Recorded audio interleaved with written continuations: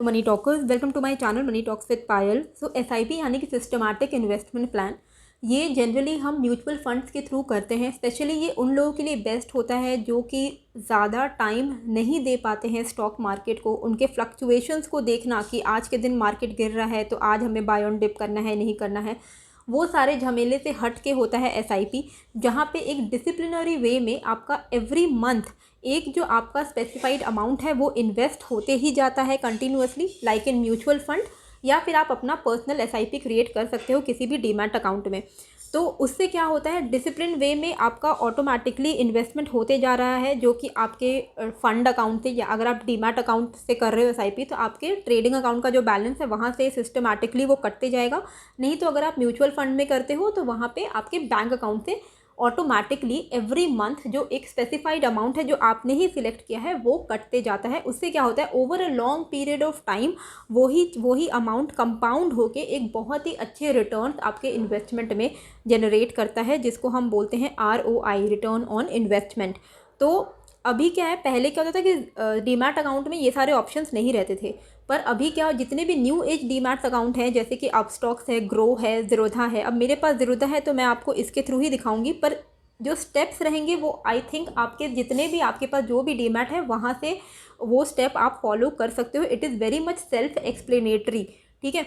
तो इसका बेनिफिट यही होता है कि over a period of time आपको ज़्यादा दिमाग नहीं लगाना है स्टॉक मार्केट में, क्योंकि आप में से कई लोग होंगे, क्योंकि मेरा जो डेमोग्राफी है वहाँ पे मुझे दिखता है कि जो लोग भी हैं, मेरे जो व्यूअर्स हैं, उनका जो एज ग्रुप है वो हम जैसे लोगों का ही एज ग्रुप है, ऑलमोस्ट 30 to 45 के बीच में है, विच इज़ आप लोग वर्किंग कैटेगरी में आते हो। एंड अगर आप जॉब कर रहे हो, अगर आप बिजनेस कर रहे हो, तो आपके पास हमेशा इतना एक्टिव टाइम नहीं रहता है कि आप स्टॉक्स के फ्लक्चुएशन पे ध्यान दो। तो आपके लिए बेस्ट है कि आप एसआईपी कर सकते हो। अब शुरुआत कैसे करनी है, तो एक तो तरीका है म्यूचुअल फंड। म्यूचुअल फंड्स में आप डायरेक्टली डाल सकते हो, नहीं तो आप खुद के फेवरेट स्टॉक्स का एक बास्केट बना के डीमैट अकाउंट पे भी एसआईपी शुरू कर सकते हो। ओके। एंड अगर आप यंग भी हो, like if you are watching this video and you are just 18 to 20 या 25 ईयर्स के विद इन अगर आप आते हो, तो भी मतलब ये हर ग्रुप, एज ग्रुप के लिए SIP is always the best. ये कभी भी ख़राब इन्वेस्टमेंट का जो स्ट्रीम है वो नहीं है। SIP is always the best, क्योंकि ओवर द टाइम क्या होता है, आपका जो प्राइस है ना वो एवरेज हो जाता है। हर डिप्स में हो, अपसाइड हो, हर जगह में आपका एसआईपी होते ही जाएगा, जिस वजह से एक एवरेज आउट हो जाता है बिना आपके ज़्यादा दिमाग लगाए। अभी शुरुआत कैसे करनी है, तो ज़ीरोधा में जैसे अगर आप जाओगे, ये आपका ज़ीरोधा का ऐप है। जब आपका इस तरीके का ऐप आता है, यहाँ पे आपको टूल्स करके एक ऑप्शन मिलता है नीचे के साइड में। टूल्स में जब आप जाते हो तो टूल्स में जाने के बाद इस तरीके का ऑप्शन आता है, बास्केट, एसआईपी एंड अलर्ट्स, ठीक है। तो सबसे पहले हम बास्केट में क्लिक करेंगे। बास्केट में हम न्यू बास्केट क्रिएट करेंगे। बास्केट एज इन व्हाट, अगर आपका कोई फेवरेट स्टॉक्स है, जैसे आपको टाटा का बास्केट बनाना है कि मुझे टाटा का स्टॉक्स एक बास्केट बना लेना है। उस बास्केट में आप जितने भी आपके फेवरेट टाटा से रिलेटेड स्टॉक्स हैं आप उसको ऐड कर लोगे। नहीं तो आप ऐसा भी कर सकते हो कि आपको कोई स्टॉक्स हैं, आपको ब्लू चिप स्टॉक्स कुछ है, जैसे HDFC है, ठीक है, TCS हो गया, विप्रो हो गया, रिलायंस हो गया। आपको मतलब हर महीने आपका एक ऐसा एम है, हर महीने हो या फिर कभी भी मुझे मन करे तो मुझे अलग अलग स्टॉक्स ना ढूंढना पड़े, मैं एक बास्केट बना के रखता हूँ या रखती हूँ, और जब मुझे लगेगा कि मार्केट क्रैश हुआ है मैं डायरेक्टली उसको एक साथ बाई कर लूँगा। टैप टू एग्जीक्यूट करके ऑप्शन आएगा, वहाँ पे जैसे आप एग्जीक्यूट करोगे सारा जितने भी स्टॉक्स आपने इस बास्केट में ऐड किए हैं वो सारा एक बार में एग्जीक्यूट हो जाएगा। तो यहाँ पे क्योंकि हम एसआईपी देख रहे हैं, तो सबसे पहले आपको क्या करना है, बास्केट क्रिएट करना है। मैंने जैसे यहाँ पे बास्केट बनाया, तो जब आप बास्केट बनाओगे तो आपसे नाम पूछेगा कि आपको क्या नाम रखना है। अपने बास्केट का आप खुद का नाम रख सकते हो, जैसे मैंने यहाँ पे ETF रखा है, ठीक है, क्योंकि इसमें मैं सिर्फ और सिर्फ निफ्टी 20 डालने वाली, क्योंकि मेरा जो एम है कि मैं हर महीने निफ्टी 20 में इन्वेस्ट करूंगी, जो कि निफ्टी इंडेक्स को ट्रैक करता है। तो मुझे मार्केट को आउट परफॉर्म नहीं करना है, मुझे मार्केट जितना ही रिटर्न्स चाहिए, which is fine for me, क्योंकि मेरा एम है जितना जितना निफ्टी ओवर द टाइम, तो निफ्टी को बढ़ना ही है। तो जब निफ्टी बढ़ेगा तो मेरा रिटर्न्स, मुझे एक डिसेंट रिटर्न्स आ जाएंगे जो कि इन्फ्लेशन को बीट कर देगा।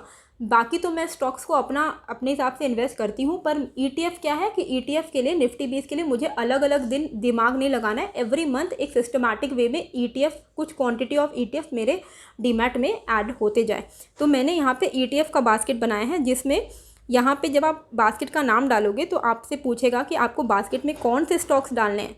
तो यहाँ पे आप सर्च में जाना, आपको जो भी स्टॉक्स डालना है, जैसे मैंने ETF, मुझे सिर्फ निफ्टी 20 डालना है तो मैं निफ्टी 20 सर्च करूँगी, ठीक है। निफ्टी 20 को जैसे ही मैं यहाँ पे सर्च करूँगी तो यहाँ पे आ जाएगा ऐड बाई, ठीक है। तो मैंने इसको ऐड कर लिया अपने बास्केट में बाई के लिए।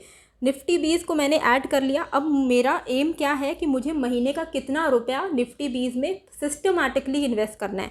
तो मुझे सपोज़ 20,000 मैक्सिमम करना है निफ्टी 20 में इन्वेस्ट। तो उस हिसाब से आप अमाउंट के हिसाब से, अब देखो ये मार्केट प्राइस पे, अब ये कल को 200 रुपये का हो जाएगा तो आपका ये प्राइस, अब मार्जिन जो आपका रिक्वायरमेंट है वो बढ़ते जाएगा। तो आप उस हिसाब से थोड़ा सा फ्लक्चुएशन के बेस में, आप अमाउंट के बेस में भी कर सकते हो, नहीं तो आप क्वांटिटी डाल लो कि आपको every month 50 quantity Nifty base accumulate करना है, ठीक है। तो आप ऐसा भी कर सकते हो, जैसे कि मुझे है कि 20,000 के आसपास अगर मेरा निफ्टी 20 अक्यूमुलेट होता है तो ठीक है, over the period of time अच्छा मुझे रिटर्न्स मिल जाएगा। तो मैं यहाँ पे 100 क्वांटिटी ऐड करूँगी। मुझे मार्जिन दिखा रहा है कि अगर मैं 100 क्वांटिटी ऐड करती हूँ अपने SIP में तो मेरा अप्रॉक्सीमेटली कितना रुपये के आसपास लग सकता है, तो 20,000 के आसपास लगेगा। ऐड कर दूँगी। ऐड करने के बाद यहाँ पर जो मेरा ETF का बास्केट है वो क्रिएट हो गया। इस तरीके से आप यहाँ पर मल्टीपल बास्केट क्रिएट कर सकते हो।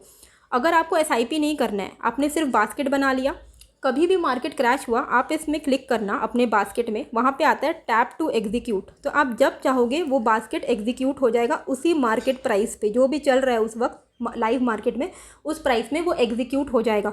तो क्योंकि मेरे बास्केट में मैंने सिर्फ निफ्टी 20 डाला है, ज़रूरी नहीं है, आप बहुत कुछ डाल सकते हो। अपने फेवरेट स्टॉक्स को ETF का एक कॉम्बिनेशन बना के भी डाल सकते हो, ठीक है। सपोज़ आपने एक बास्केट बनाया जिसमें आप टाटा के कुछ स्टॉक्स डाल दिए, कुछ डिविडेंड पेइंग स्टॉक्स डाल दिए, कुछ आपने ETF डाल दिया, ऐसा करके आपने एक बास्केट बना लिया है। और आपको जब लगता है कि जब जब मार्केट गिरेगा ये मेरे स्टॉक्स हैं, इनको मैं एक साथ खरीदूंगा, मैं अलग अलग जाके बाय ऑन डिप ये सब नहीं करूँगा, तो आप ऐसा भी कर सकते हो। क्योंकि हमें SIP करना है तो अब हमारा बास्केट क्रिएट हो गया। अब हम जाएंगे SIP में। जैसे ही हम यहाँ पे SIP में जाएंगे तो यहाँ पे बोलेगा न्यू SIP बनाओ। आपको क्या अभी आपके पास कोई SIP नहीं है, आपको कौन सा SIP करना है, आप SIP बनाइए। न्यू SIP में हम यहाँ पे क्लिक करेंगे। न्यू SIP में मैंने जितने भी बास्केट बनाए हैं, मेरे पास मैक्सिमम 3 बास्केट ऐड करने का ऑप्शन आता है। मैंने अभी ETF का एक बास्केट बनाया तो यहाँ पे एक बास्केट का ऑप्शन आ जाएगा कि मेरा जो बास्केट बना हुआ है उसको मैं सिलेक्ट करूँ।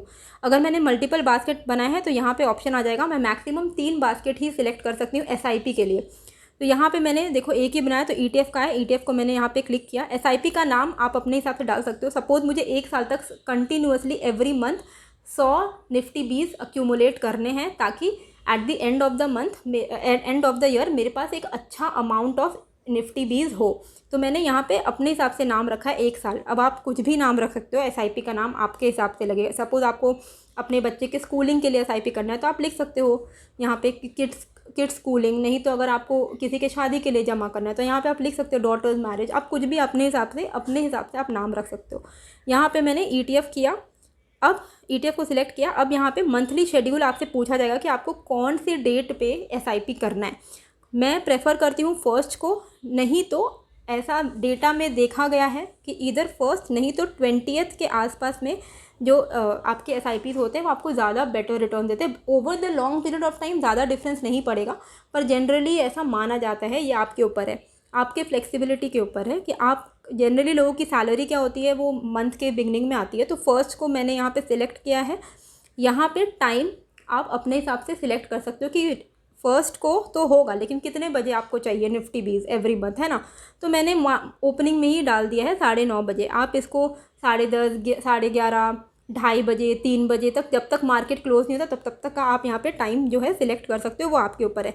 अब यहाँ पे हम करेंगे टैप टू क्रिएट। जैसे ही आप टैप टू क्रिएट करोगे ये आपका SIP में जाके देखोगे एक्टिव हो जाएगा, ठीक है। इसका मतलब है कि एवरी मंथ 1st तारीख को, हर महीने के पहले तारीख को 9:30 बजे मेरे डीमैट अकाउंट से ऑलमोस्ट 100 निफ्टी 20 का प्राइस जो है वो फंड बैलेंस से कट जाएगा और 100 निफ्टी 20 जो हैं वो मेरे डीमैट अकाउंट में क्रेडिट होते जाएंगे। इस तरीके से जब तक मैं चाहूँ इस SIP को कंटिन्यू जो है रख सकती हूँ।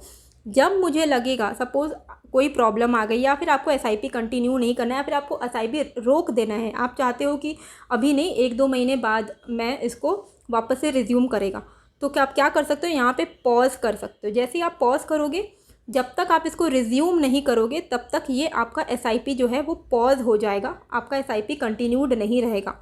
नहीं तो अगर आपको कभी ऐसा लग रहा है कि आपकी सैलरी समझ लो आपको इंक्रीमेंट मिला, ठीक है, आपने 20,000 की एसआईपी की हुई है, नेक्स्ट मंथ आप नेक्स्ट ईयर आपको इंक्रीमेंट मिला, अब आपको चाहिए कि आपका एसआईपी अमाउंट आप बढ़ाना चाहते हो, 20 से आप 22,000 करना चाहते हो, तो आप एडिट कर सकते हो, क्वांटिटी बढ़ा सकते हो। अभी आपका 100 पीस का आपका निफ्टी 20 का एसआईपी हो रहा है, आप क्या कर सकते हो, नेक्स्ट ईयर कभी भी आप चाहो तो आप 100 का 110 कर सकते हो। इस तरीके से आप उसको एडिट कर सकते हो। अगर आपको चाहिए कि मैं फर्स्ट से हटा के अब मैं 20 तारीख को एसआईपी करूं, तो आप कोई भी तरीके का चेंजेस अपने एसआईपी में एडिट के बटन में क्लिक करके कर सकते हो। अगर आपको एसआईपी डिलीट कर देनी है, आपका पर्पस हो गया, आपको एसआईपी और कंटिन्यू नहीं करना है, तो आप डिलीट भी कर सकते हो। अगर आप यहाँ पे, क्योंकि ये इन्वेस्टमेंट है, ये म्यूचुअल फंड नहीं है, तो अगर आप यहाँ पे डिविडेंड पेइंग स्टॉक का अगर आप पूरा एक एसआईपी बास्केट बनाते हो और आपने डिविडेंड पेइंग स्टॉक्स को डाला, तो आपको उसका डिविडेंड मिलेगा। क्योंकि ये लोगों के मन में क्वेश्चन रहता है ना कि मैं एसआईपी में, म्यूचुअल फंड में जब आप डिविडेंड पेइंग स्टॉक्स में म्यूचुअल फंड के थ्रू इन्वेस्ट करते हो तो आपको डिविडेंड नहीं मिलता है, क्योंकि आप उसमें स्टॉक्स में इन्वेस्ट कर ही नहीं रहे हो, आप उनके यूनिट्स में इन्वेस्ट कर रहे हो। लेकिन डीमैट में क्या है, you are directly investing in the stock, you are becoming a stock investor, you are becoming a holder of that company, right.